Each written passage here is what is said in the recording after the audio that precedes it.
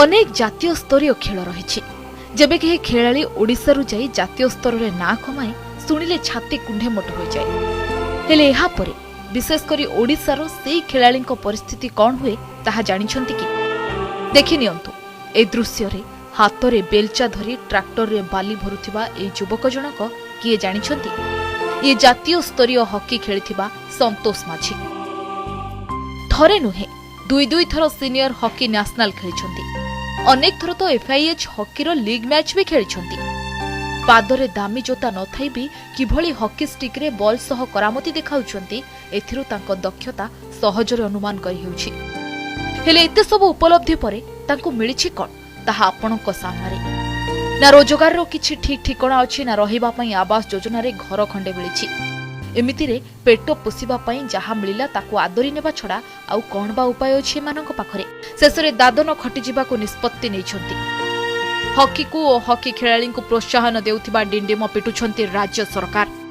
हेले से कहूथिबा कथारे जे केते सत्यता रहिछि ताहा आपण एही हॉकी खेलाड़ी मानकु देखिले जानि पारुथिबे। पुराना कथा मने पकाई सर्टिफिकेट देखि भालेणी करबा छडा आउ किछि उपाय नहीं यांक पाखरे। दुईटा सीनियर नेशनल खेली स्टेट लेवल खेली सारी हॉकी गाँव प्रो ओडिशा साइड भी खेली सारी लेकिन आमको किसी नहीं मिली सब सरकार किसी सुविधा नहीं करुँचे आम से किसी नहीं बोले आम काम करने के जाऊँ हाँ दुदान खटी जाऊँ। सर्टिफिकेट साउंडुथिबा ये भी जड़े जातीय स्तरीय हॉकी खेलाड़ी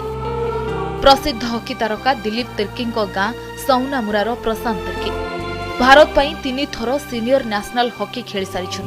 एमिति के अंडर 19 भी खेली हेले एबे बेकार होई घरे रहिछंती ना किछि सरकारी सहायता ना प्रशासनिक प्रतिश्रुति किछि भी न पाई ये भी एबे दादन खटिबाकू गोवा बाहरी छंती। मु हॉकी खेल रे मु सीनियर नेशनल खेली 3 थर नेशनल गेम खेली तापर इंडिया कैंप करी अंडर 18 और 21 करी 3 थर करी सरकार आम लगे किसी सुविधा करना आम सरकार तो चाहू कि किसी आम भी सुविधा करने।